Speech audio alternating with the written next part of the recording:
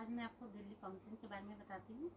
दिल्ली में हमारे एडमिशन के लिए हमारे पास 8 कॉलेजेस होते हैं। उसमें से आईपी यूनिवर्सिटी के अंडर में और दिल्ली यूनिवर्सिटी के अंडर में।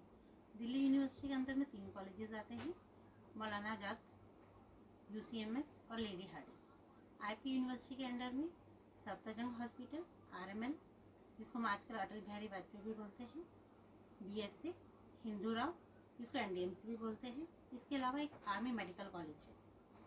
दिल्ली यूनिवर्सिटी की काउंसलिंग के लिए फ़िलहाल आपके लिए कोई फॉर्म नहीं है। इसकी काउंसलिंग 15% की काउंसलिंग के साथ होती है। जब आप फर्स्ट टाइम 15% की काउंसलिंग अटेंड करेंगे तो उसमें स्टार्टिंग में क्वेश्चन पूछा जाता है कि आपकी स्कूलिंग दिल्ली से है, 11-12 आपकी दिल्ली से है। आपको उसको यस करना है और उसमें आपको 15% और 85% दोनों ही कोटे में दिल्ली स्टेट के कॉलेज नज़र आएंगे। उसमें आईपी के सफदरजंग और आरएमएल की काउंसलिंग भी 100% ऑल इंडिया के साथ होती है, जैसे डीयू की होती है। आईपी के 2 कॉलेजेस हिंदू राव और बीएसए, इसकी काउंसलिंग आईपी अलग से करता है। साथ में आर्मी मेडिकल कॉलेज, ये भी आईपी के अंडर में आता है। इसमें 100% आर्मी वालों का कोटा है। इसकी काउंसलिंग भी आईपी यूनिवर्सिटी करवाती है। तो सबसे पहले हम ऑल इंडिया की काउंसलिंग करेंगे, उसके बाद स्टेट की काउंसलिंग स्टार्ट होती है।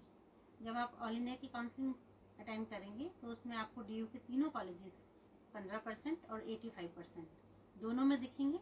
जिन बच्चों की स्कूलिंग दिल्ली की है, जिनकी स्कूलिंग दिल्ली की नहीं है, उन्हें सिर्फ 15% में डीयू के कॉलेज अलॉट होंगे। फर्स्ट काउंसलिंग के बाद वही लोग डीयू का फॉर्म भरेंगे, क्योंकि हमने स्टार्टिंग में तो डीयू का कोई फॉर्म नहीं भरा। डीयू का फॉर्म भरने के लिए सिर्फ वही लोग एलिजिबल होते हैं जिनको डीयू की सीट मिलती है।